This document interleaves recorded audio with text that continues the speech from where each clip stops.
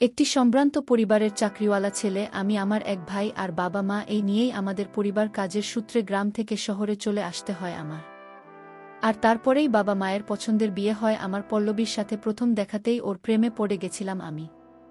যদিও বিয়েটা আমাদের অ্যারেঞ্জ ম্যারেজেই হয়, তবুও ওকে যেন বেশি ভালোবেসে ফেলেছিলাম বিয়ের কয়েক মাস আগে থেকে। আর পল্লবী ও নিজের স্বতঃস্ফূর্ত ভালোবাসা দিয়ে আমাদের দাম্পত্য জীবনকে যেন সুমধুর করে তুলেছিল। আমার চাকরিটা হয়েছিল কলকাতা থেকে একটু দূরে, আর সেখানেই সৌভাগ্যবশত আমার বাবার এক দূর সম্পর্কে দাদার ভিটেবাড়ি ওখানেই ছিল। আমার ওই দূর সম্পর্কের কাকা বিয়ে করেননি। উনি বাংলাদেশে বেশিরভাগ সময়টায় থাকেন, আর মাঝে মাঝে এই বাড়িতে বেড়াতে আসেন। বাংলাদেশে নাকি ওনার অনেক টাকার ব্যবসা। আমিও অনেক দেখেছি আমাদের বাড়িতে ওনাকে আসতে। তাই আমি যখন ওইখানে চাকরিটা পেলাম, তখন আমার কাকা নিজে আমাকে ওই বাড়িতে থাকার জন্য আদেশ দিলেন। এতে আমারও অনেক সুবিধা হলো, কারণ কলকাতার বাজারে একটা ঘর যে কতটা দুর্লভ তা বলে বোঝাবার নয়। পল্লবীকে প্রথম বিয়ে করে যেদিন ওই বাড়িতে নিয়ে গেছিলাম, সেদিনও বাড়িটা দেখে খুশিতে আত্মহারা হয়ে গিয়েছিল।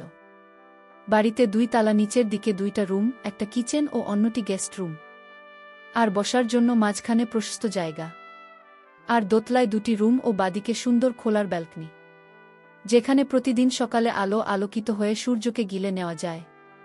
পল্লবী ও আমার বিয়ের প্রায় 7 মাসের মাথায় ওই দূর সম্পর্কের কাকা এলেন ভারতে। আমি নিজে গিয়ে কলকাতা এয়ারপোর্ট থেকে ওনাকে পিক করতে গেলাম। অনেকদিন বাদে দেখলেও ও কাকুকে চিনতে অসুবিধা হলো না আমার। আমার মতো হাইটের, শরীর স্বাস্থ্য ফিট দেখে মনে হয় না। বয়স 55 উপরে, মাথায় কাঁচা পাকা চুল অল্প অল্প আছে, কান 2টা খাড়া খাড়া, আর ঠোঁটের কোণে সবসময় একটা হাসি লেগে থাকে, গায়ের রং একটু চাপা। কিন্তু উনার এই বয়সেও এত এনার্জি যে আমাদের মতো ছেলেদেরকেও হার মানাবে। শুনেছি উনি নাকি এক সময়ে বাংলাদেশের আর্মিতে ছিলেন এবং এখনও তিনি খাওয়া দাওয়া সঠিক সময়ে করেন। তাই এরকম মেনটেন করতে পেরেছেন। নিজের 4 হুইলারে করে কাকাবাবুকে বাড়িতে নিয়ে আসলাম। আমি রাস্তায় নানান কথা বলতে বলতে কাকাবাবু আর আমি প্রায় বন্ধুর মতন হয়ে গেলাম। বাড়িতে এসে গ্যারেজে গাড়িটা রেখে দুর্বার চাপতেই পল্লবী দরজা খুলে দিল। ঘরে ঢুকতেই পল্লবীর মুখটা দেখে উনি অবাক হয়ে গেলেন। আমার বুয়ের একটু বর্ণনা দেই। নিজের বউ বলে বলছি না, এমন পরিপাটি মেয়ে গ্রামে গঞ্জে থাকতে পারে সেটা পল্লবীকে না দেখলে বোঝা উপায় নেই। হাইটে আমার থেকে ছোট হলেও ওর সৌন্দর্য যে কারো নজর কাটবে। অবাড়িতে শাড়ি আর ব্লাউজ পরে থাকে, মাঝে মধ্যে নাইটি পরে। ওকে নিয়ে বাজারে, শপিং মলে, সিনেমা হলে, এমনকি সমুদ্র সৈকতে ঘুরতে গেলে সবাই ওর প্রতি এক ধরনের আকর্ষণ অনুভব করে।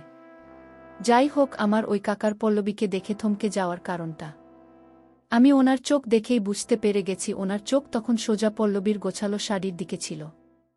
যাই হোক, নিজেকে কোনো মতে সংযত রেখে আমি কাকুকে বললাম, এই যে তোমার বৌমা পল্লবী। তখন নিজেকে একটু গুছিয়ে কাকুর পায়ে প্রণাম দিল এবং হাসতে হাসতে বলল, কেমন আছেন কাকু? আসতে কোনো অসুবিধা হয়নি তো? কাকুর দৃষ্টি তখনও পল্লবীর প্রণাম করার দিকে তাকিয়েছিলেন। কোনো মতে সামলে নিয়ে তিনি বললেন, ভালো আছি বৌমা, তোমাকে দেখে আমার মনটা খুশিতে ভরে গেল। যাক, ছেলেটা তাহলে দেখে শুনে সুন্দরী বৌমা নিয়ে এসেছে। পল্লবী এবার একটু লজ্জা পেয়ে হাসল।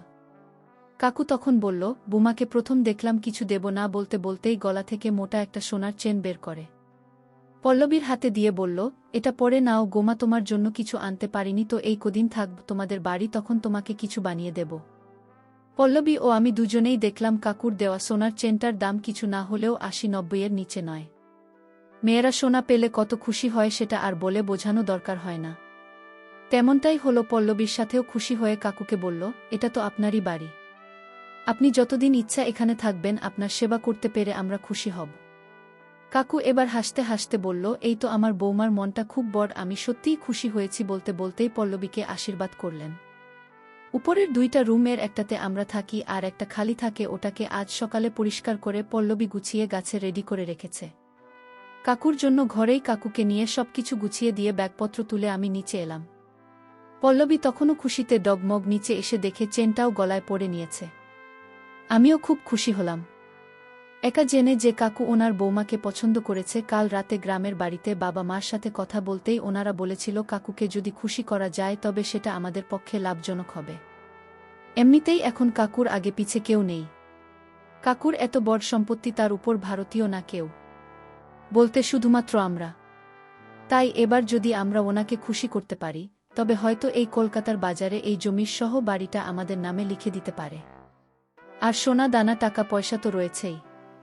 এই কথাটাই কালকে আমার বাবা মা 5 থেকে 10 বার আমার আর পল্লবীর কানের ভিতর ঢুকিয়ে ঢুকিয়ে বলেছে। যে করেই হোক কাকুকে কোনো মতে পুটিয়ে খুশি রাখতে হবে। রাতের খাবার খাবার পর কাকু আমাকে ওনার ঘরে ডাকলেন। আমি যেতেই একটা প্রশ্ন করলেন, তোদের ঘরে কি কোনো কাজের লোক নেই? আমি বললাম না, আমাদের ঘরের কাজ পল্লবী সামলায়, আর এটুকু মাইনেতে এই কলকাতা বাজারে কাজের লোক রাখা অসম্ভব ব্যাপার। কিন্তু তুমি চিন্তা করো না, তোমার বৌমা তোমার খুব খেয়াল রাখবে। কাকু এবার একটু ইতস্তত করতে করতে বললেন, আসলে ব্যাপারটা তাই নয়। আমার রাতে একটু লাল পানি খাবার অভ্যেস আছে। আমি বললাম, তাতে আর সমস্যা কি? আমি কিনে নিয়ে আসব কাল থেকে। কাকু আবার একটু আমতা আমতা করে বলল, আসলে ব্যাপারটা তাই নয়। ব্যাপারটা হলো, আমার বাড়িতে অনেকগুলো চাকরের মধ্যে একজন কাজের মেয়ে আছে। কম বয়সী ওই মেয়েটি আমাকে প্রতি রাতে লাল পানি বানিয়ে বানিয়ে দেয়। আমি এবার পড়লাম এক বড় ফ্যাসাদে। এই সময় কাজের লোক জোগাড় করা যে কত দুষ্কর সেটা শুধু কলকাতা পাবলিক রাই জানে, আর তার উপর কম বয়সী মেয়ে চায়। কাকুকে কোনো রকমে বুঝিয়ে আমি যখন ঘর থেকে বের হলাম তখন কাকু আমাকে বলল, আজকে আমি আমার নিয়ে আসা বোতল থেকে লাল পানি নিজে বানিয়ে খাচ্ছি, কিন্তু কাল থেকে আমাকে বানিয়ে দেওয়ার মতো মেয়ে চাই। তুই জোগাড় করে রাখিস ঠিক করে। রাতে পল্লবীকে এই কথাটা বলতেই ও বলল, তোমার এই নিয়ে এত চিন্তা? আমি আছি কি করতে? তোমার খাওয়ার সময় আমি তোমাকে বানিয়ে দিই, এবার না হয় তোমার কাকুকেও বানিয়ে দেব। আমি এবার একটু আশ্বস্ত হলাম, কিন্তু মনের মধ্যে একটা খটকা লেগেই রইল। একদিন বাবার মুখে শুনেছিলাম এই কাকু নাকি বাংলাদেশে অনেক মেয়েদের সাথে কাজ করেছে। বন্ধুরা, তোমরা নিশ্চয়ই বুঝতে পেরেছ কিসের কথা বলছি। যাই হোক, নেগেটিভ চিন্তাভাবনা মাথা থেকে সরিয়ে ঘুমিয়ে পড়লাম। পরের দিন অফিস থেকে বাড়ি ফেরার পথে কাকুর জন্য দামি 2 বোতল লাল পানি নিয়ে গেলাম। পল্লবী নাকি কাকুকে আগে থেকেই বলে রেখেছিল যে আজকে রাতে ওনার প্যাক বানিয়ে দেবে। কাকু নাকি খুব খুশি হয়ে পল্লবীর কথা শুনে যথারীতি খাওয়ার পর কাকু উপরে চলে গেলে পল্লবী ও লাল পানির বোতল 2টা নিয়ে উপরে চলে গেল। যাওয়ার আগে বলে দিলাম, এমন কিছু করো না যেন উনি মনে মনে অসন্তুষ্ট হন। পল্লবী কানের কাছে এসে বলল, তোমার বউ এমন কোনো কাজ করবে না যাতে তোমার কাকুর অপছন্দ হয়। পল্লবের কথাবার্তা হাবভাব আজ একটু অচেনা লাগছে। আমার কথাই যেন একটু বেশি রসিকতা ভাব, আর চোখ 2টা যেন কিছু করার আগ্রহ দেখাচ্ছে। ওর পরনের শাড়িটা আজ প্রতিদিনের মতো সুতির হলেও ব্লাউজটা হালকা গোলাপি কালারের পড়েছে। কাকুকে দোতলার ঘরে শোতে দেওয়ার জন্য আমরা নিচের গেস্ট রুমে রয়েছি। প্রায় 10 মিনিট কেটে গেল, কেন জানি না আমার অস্বস্তি হচ্ছিল। অজানা একটা ভয় যেন আমাকে ঘিরে ধরছে বারবার। শুধু মনে হচ্ছে দোতানায় কিছু একটা হচ্ছে যে, কিন্তু হবার নয়। আরও 10 মিনিট দেখলাম, তারপর যেন আর ঠিক থাকতে পারলাম না। আমি সোজা দোতলার ঘরের দিকে রওনা দিলাম। দরজায় না গিয়ে জানালার ভাঙা কাছের ফাঁকে চোখ রেখে যেন হাত ছেড়ে বাঁচলাম। আমি চেয়ারটায় বসে বসে কাকাবাবু লাল পানির গ্লাসটা ধরে মন দিয়ে লাল পানি খাচ্ছেন, আর অন্যদিকে সোফায় বসে আমার বউ অন্য একটি গ্লাসে লাল পানি ঢালছে। একটু পর দেখলাম পল্লবীর কাপড় একটু ও গোছালো হয়ে আছে, আর পল্লবীর দিকে তাকিয়ে আছে। পল্লবীর সেই দিকে কোনো খেয়াল নেই, ও একমনে গ্লাসে জল মিক্স করছে। আমি ভাবলাম যাই নিচে গিয়ে শুয়ে থাকি, কিন্তু ঠিক তখনই কাকাবাবু আমার বুকে বললেন, বৌমা, আজ তোমাকে যে মালাটা দিয়েছিলাম সেটা কি পরেছ? পল্লবী তখন উত্তর দিল, হ্যাঁ কাকাবাবু, এই তো। গলায় বলেই সোনার মালাটা কাকাবাবুকে দেখাতে লাগলো। কাকু তখন বলল, বৌমা, তোমাকে মালাটা সত্যি খুব মানিয়েছে, কিন্তু তোমার হাতটা খালি, এদিকে আসো তো তোমাকেই আংটিটা দিয়ে দিই। বলেই নিজের ডান হাতের আঙুলে থাকা সোনার আংটিটা খুলে হাতে নিল পল্লবী। তখন দৌড়ে গিয়ে কাকাবাবুর সামনে এসে দাঁড়াল। কাকা তখন হাতে থাকা মোটা সোনার আংটিটাকে পল্লবীর আঙুলে ঢুকিয়ে দিয়ে বলল, বাহ বাহ, খুব সুন্দর মানিয়েছে তোমার হাতে। পল্লবী তখন সোনার আংটি পাওয়ার আনন্দে খুশিতে আত্মহারা হয়ে কাকাবাবুকে বলল, থ্যাংক ইউ সো মাচ।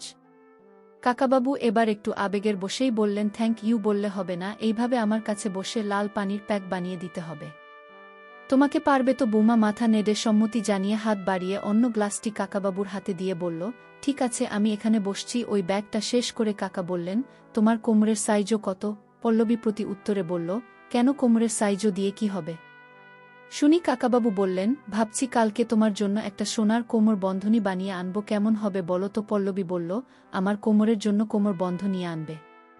কাকু বলল, হ্যাঁ, কিন্তু সেই জন্য তো তোমার কোমরের মাপ জানতে হবে। আমার বউ তখন বলল, কিভাবে মাপবেন? ফিতে তো নেই আমার বাড়ি। উনি বললেন, সমস্যা নেই, এমনিতেই মাপা যাবে। মাপ নেওয়ার সময় পল্লবী একটু অস্বস্তিতে পড়ে গেল। বন্ধুরা, ইউটিউবের কড়া নিয়মের কারণে এসব ঘটনা সরাসরি বলা যাচ্ছে না। তোমরা কমেন্টে দেওয়া লিঙ্ক থেকে আমার ওয়েবসাইট ভিজিট করো। সেখানে একদম মনের মতো গল্প দেওয়া আছে যেগুলো ইউটিউবে পাওয়া যায় না। আমি ঠিক করলাম ওদেরকে বিচতে দেওয়া যাবে না যে আমি ওদের দুজনকে দেখেছি। তাই আমি প্রথমে সিঁড়ি দিয়ে নিচে নেমে এলাম। তারপর আবার নিচ থেকে আমার বউ পল্লবীকে জোরে জোরে ডাকতে লাগলাম। পল্লবী, পল্লবী কোথায় তুমি? তোমার কি হয়েছে কাজ?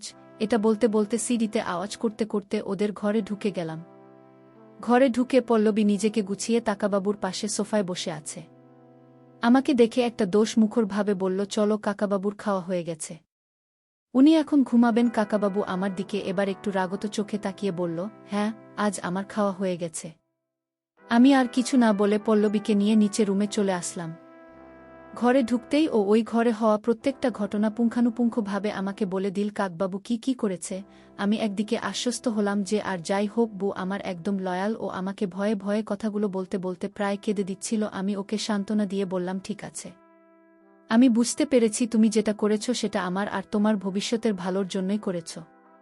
পরদিন সকালবেলা আমি অফিস যাওয়ার সময় কাকাবাবু এসে বলল, বৌমাকে বলিস তো আজ আমার পা দুইটা একটু মালিশ করে দিতে হবে। বাংলাদেশে আমার ওই কাজের মেয়েটি এসব কাজ করে দেয়, বৌমার যদি অসুবিধা না হয় তবে আমাকে মালিশ করে দিতে বলিস তুই।